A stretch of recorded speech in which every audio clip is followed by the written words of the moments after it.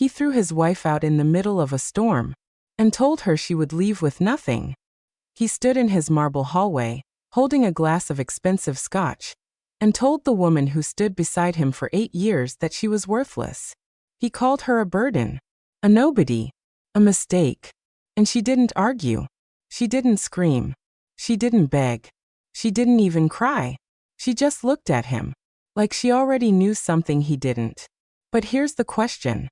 What if the woman he threw into the rain was the one paying for the roof over his head? What if the empire he was so proud of was never his?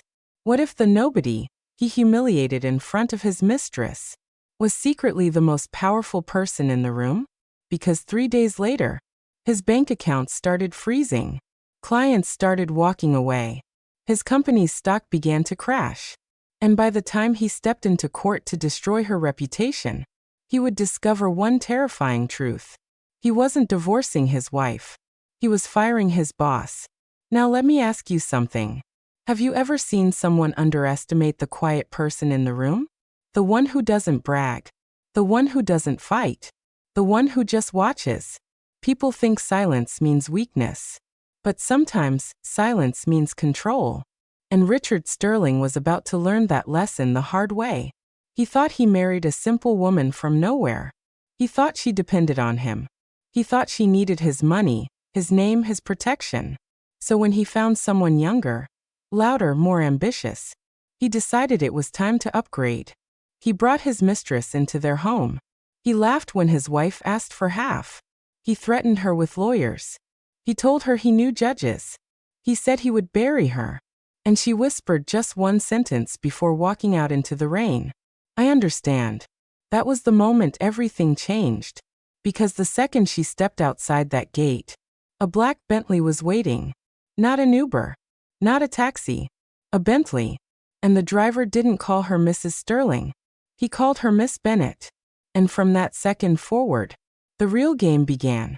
But here's the twist Richard never saw coming. The company he thought he built from nothing? It had a silent investor. The mansion he thought he owned? It had a different name on the title. The money that magically appeared in his accounts whenever he was broke? It wasn't luck. It wasn't genius. It was her. And when he accused her of stealing $5 million, he accidentally accused the owner of his bank. This wasn't going to be a messy divorce. This was going to be a public execution. In court. In front of reporters. In front of his mistress. In front of his mother. And the worst part? She didn't want revenge. She wanted correction. And trust me, what happened next destroyed everything he thought was his. If you love stories where arrogant people get humbled in the most shocking way, make sure you hit the like button and subscribe to the channel. It really helps the channel grow, and you don't want to miss what happens next. Now let's begin. It was a cold Tuesday evening in Seattle. Rain hit the tall glass windows of the Sterling mansion like tiny bullets. Inside, the house was warm, bright, and expensive. Sarah stood in the kitchen near the marble island. She wore a simple gray cardigan. Nothing fancy. Nothing loud. Just simple. Across from her, Richard Sterling poured himself a drink like he had just closed the biggest deal of his life. I'm done, Sarah, he said calmly. He didn't look angry. He didn't look sad. He looked bored. The lawyers are sending the papers in the morning. I want you out by noon. Sarah blinked slowly. Out, she asked quietly. Richard, this is our home. It's my home, he corrected sharply. I paid for everything. The mortgage. The renovations. The cars. You just existed. Before she could reply, the front door opened. High heels clicked against the hardwood floor. Jessica. Young. Beautiful. Confident. She walked into the kitchen like she belonged there. Is she still here? Jessica asked with a small smile. She's leaving, Richard replied softly, his voice changing when he spoke to her. Sarah felt something heavy press against her chest. Not surprise. She had known for months. The late nights. The secret trips. The perfume that wasn't hers. But seeing Jessica inside her home while her husband pushed her out, that hurt. You're bringing her here? Sarah asked. Jessica laughed lightly. Don't act shocked. Richard has outgrown you. It happens. Richard put down his glass. Let's make this easy. The prenup is clear. You'll get $50,000. Maybe a little more with inflation. Take it and move on. Sarah stared at him. 50,000, she repeated slowly. You made 12 million in bonuses last quarter. And, he snapped, you hosted dinners. That's not building a company. From the hallway came another voice. Cold. Sharp. Patricia. Richard's mother. She walked in wearing expensive perfume and judgment. My son built an empire, she said. You were just lucky to stand beside him. The three of them stood together. United. They saw a weak woman. They saw someone they could crush. Sarah reached into her pocket and pulled out her old phone. I won't sign the NDA, she said quietly. Richard laughed. Nobody cares what you have to say. I want half, she continued calmly. And the house. Jessica actually giggled. Richard stepped closer to Sarah. His voice dropped low. You are nothing, he whispered. If you fight me, I will bury you. I know judges. I know powerful people. You will end up with nothing. Sarah held his eyes. For a long moment. Then she lowered her gaze. I understand, she said softly. Richard smiled, thinking he had won. Good. Leave the keys. Sarah grabbed her coat and walked to the door. The rain hit her face instantly. Behind her, Patricia shouted, Don't come back. Sarah dropped the keys and walked down the long driveway. She didn't look back. Not once. And just outside the gate, a black Bentley waited. The driver stepped out, holding an umbrella over her head. Miss Bennett, he said respectfully. Is it done? Sarah slid into the warm leather seat. The door closed, and something changed. Her shoulders straightened. Her fear disappeared. Her eyes turned cold. It's done, she said calmly. He activated the divorce. The man in the front seat nodded. Shall we begin? Sarah looked out the window at the mansion glowing behind her. Yes, she whispered. Begin. The Bentley moved smoothly through the wet streets of Seattle. Inside the car there was no panic. No tears. No heartbreak. Only silence. Arthur Penhaligon sat across from Sarah, holding a tablet. He has no idea, does he? Arthur asked calmly. Sarah shook her head slightly. He thinks I'm a broke orphan, she replied.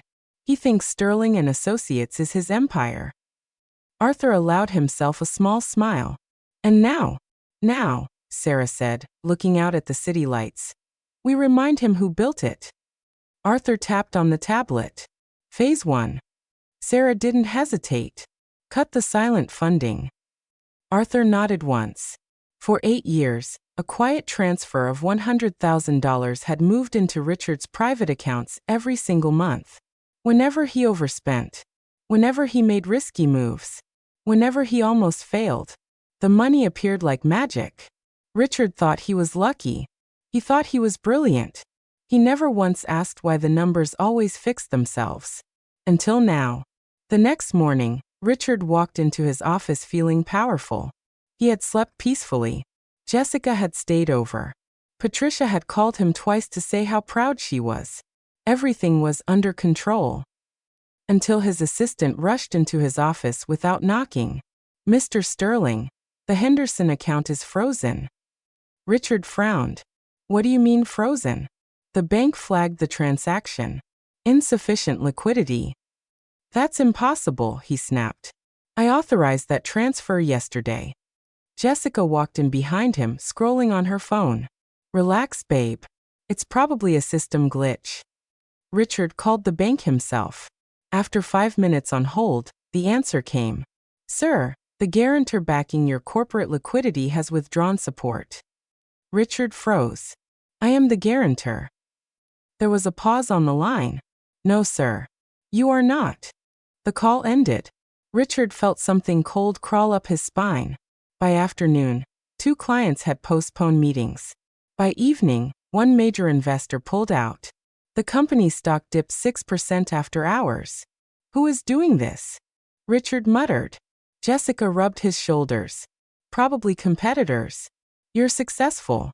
People get jealous. He wanted to believe her. But something didn't feel random. This felt targeted.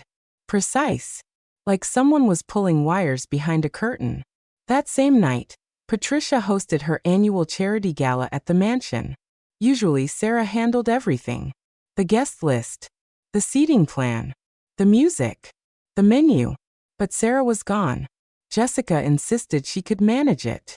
By 8 p.m., things were already falling apart. The DJ was playing loud club music instead of classical strings. Two socialites were arguing over seating. The florist refused delivery because the household account was closed. Patricia cornered Jessica near the buffet. "What is happening?" Patricia whispered harshly. "The Vanderbilts are complaining about the wine." Jessica rolled her eyes. "It's modern. People like modern." "They like elegance," Patricia snapped. Sarah understood that. Jessica's face tightened. Sarah is gone. Across the room, Richard's phone buzzed non-stop. He stepped aside and checked it. A Bloomberg notification popped up. Sterling and Associates under investigation following anonymous tip. His heart stopped. He clicked the article.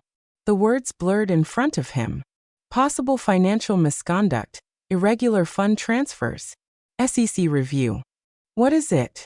Jessica asked, walking over. "Our stock just dropped another 12%. The glass in Richard's hand slipped and shattered on the floor. Guests began whispering. Phones lit up around the ballroom. Someone gasped near the bar. "Did you see the news?" Richard felt the room closing in. "This is sabotage," he said quietly. "Someone is trying to destroy me." Across the city, inside a quiet penthouse high above downtown, Sarah watched the gala livestream on her tablet. She wore a clean white suit. Her hair was smooth and perfect. "No gray cardigan. No nerves pascher. Just calm." Arthur stood beside her.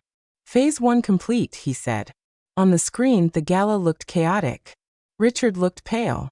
Patricia looked angry. Jessica looked confused. Sarah took a slow sip of tea. "Now," she said softly, "we apply pressure." Arthur tapped his phone. Within minutes, 3 more automated alerts were triggered. Corporate credit lines suspended. Property lease under review. Mortgage audit initiated. The next morning, Richard's yacht club membership was temporarily paused. 2 corporate cards declined. Payroll processing delayed. His office buzzed with tension. "Sir," his CFO whispered, "we're experiencing unusual liquidity restrictions." "Fix it," Richard snapped. "We're trying. But every time we move funds, something blocks it." Richard slammed his fist on the desk. "This is internal sabotage." But deep down, he was starting to feel something worse than anger. Fear. Because sabotage meant an enemy. And he didn't know who his enemy was. Desperate to regain control, Richard went to his divorce lawyer, Bradley Thorne. Thorne was known for crushing opponents. "Relax," Thorne said confidently. "Focus on the divorce. Once we settle with your wife, you'll free up capital." "She's asking for half," Richard said angrily. Thorne laughed. "Standard move. We'll threaten her." Jessica, sitting nearby, leaned forward. "I have a friend at the Seattle Gazette," she said. "We can leak a story. Say she had a gambling problem. Maybe she stole money from you." Richard hesitated only for a second. Then his pride spoke. "Do it." By the next morning, the headline was everywhere. Secret Life of a Socialite.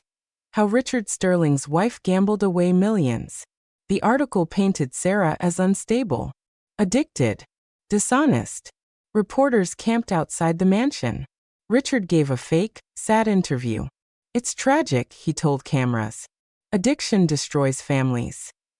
Jessica smiled beside him. Patricia nodded dramatically. They thought they had won the narrative. They thought Sarah would panic. They thought she would beg for mercy. But in her penthouse, Sarah read the article calmly. Arthur stood beside her angry. "This is defamation. We can sue immediately." Sarah folded the newspaper neatly. "No," she said softly. "Let it spread." Arthur looked confused. "Why?" She walked toward the large glass window overlooking the city, because every lie they tell is another trap they step into. Arthur's phone buzzed. He checked it and then looked at her. The court date is confirmed. Sarah smiled slightly. Good. She turned back toward him. Make sure the judge is Harrison. Arthur raised an eyebrow. The same Harrison? Yes. She picked up her tablet and tapped the screen. And Arthur? Yes. Prepare the witness list. Who are we adding? Sarah's eyes turned cold again. The CFO of Apex Meridian. Arthur nodded slowly. Richard didn't know it yet, but he had just accused the wrong woman of being a thief. And in court, the truth wasn't going to whisper. It was going to explode. The courtroom was completely full. Reporters filled the back rows. Cameras waited outside. Seattle's business world was watching. Richard walked in first.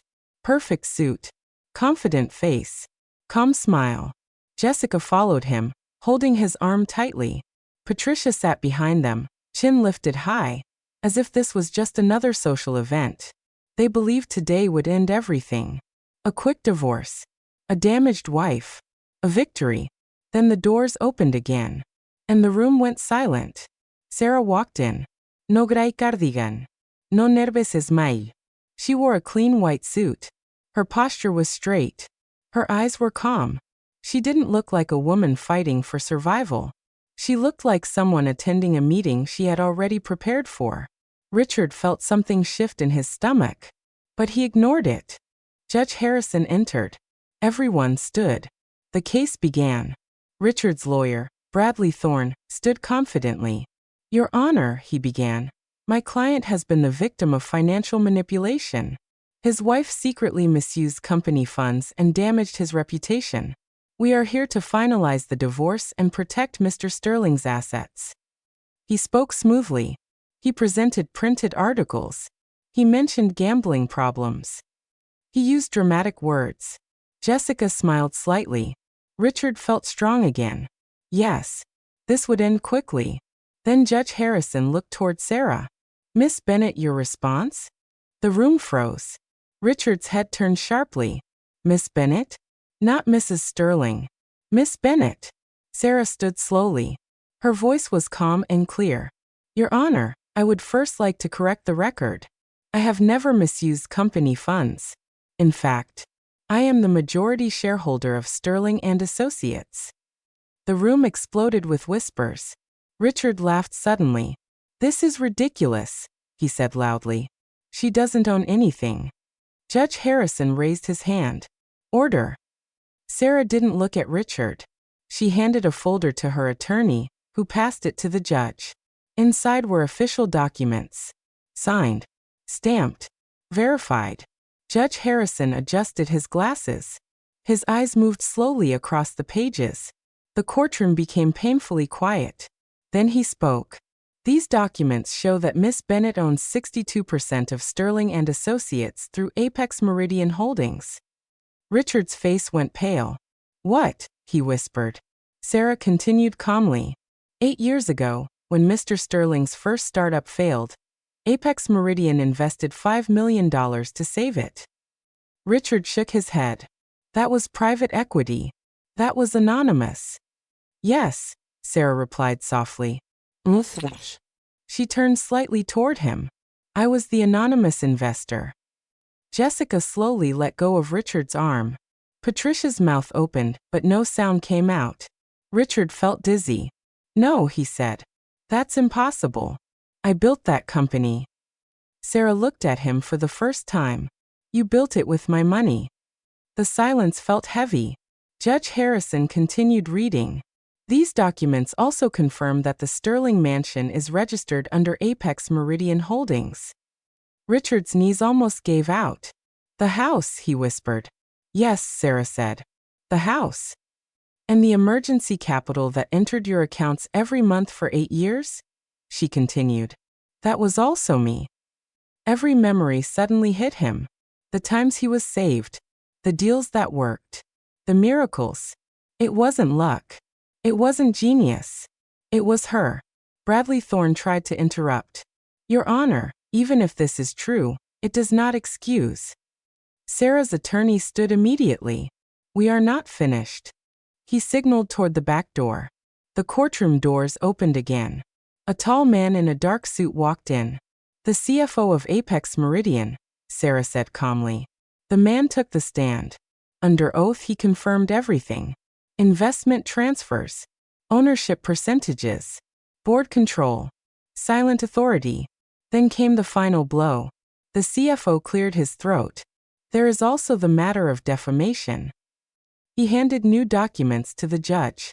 These show that Mr. Sterling knowingly approved a false media leak accusing Miss Bennett of gambling and theft. Gasps filled the room. Jessica slowly stepped back. Richard stared at the floor. Judge Harrison's face hardened. Mr. Sterling, he said firmly, did you authorize the publication of false financial accusations? Richard opened his mouth.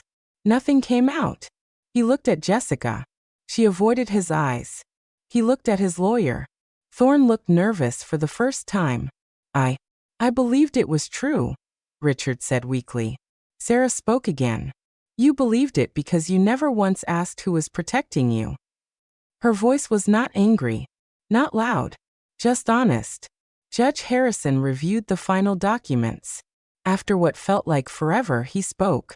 This court recognizes Miss Bennett as majority shareholder of Sterling and Associates. Effective immediately, Mr. Sterling is removed as CEO pending investigation. The room erupted. Reporters rushed out to send updates. Jessica stepped away completely. Patricia looked like she couldn't breathe. Richard stood frozen. Removed. From his own company. No. Not his company.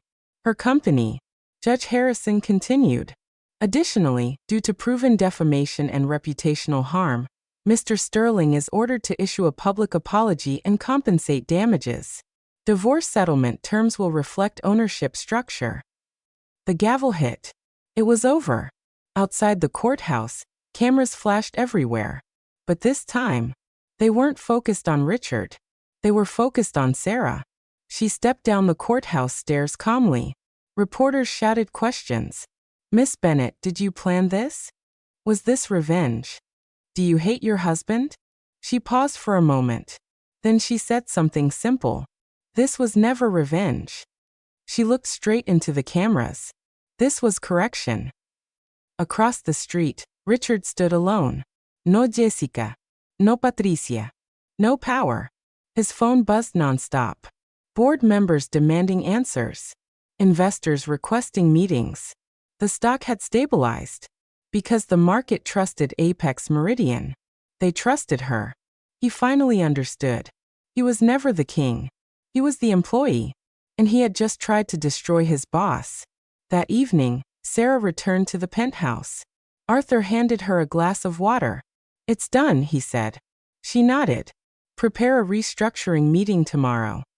You're taking full control? She looked out at the city lights. I already had full control. Arthur smiled slightly. And Richard? Sarah was quiet for a moment. He'll learn, she said softly. Or he won't. She placed the wedding ring on the table. Not thrown. Not smashed. Just removed. Because some endings don't need drama. They need clarity. And Richard Sterling finally understood one powerful lesson. The quiet person in the room is sometimes the one who owns the room. If you enjoyed this story of pride, power, and silent strength, don't forget to like this video, subscribe to the channel, and tell me in the comments, did Richard deserve what happened to him? And remember, be very careful who you call nobody. They might be the one signing your paycheck.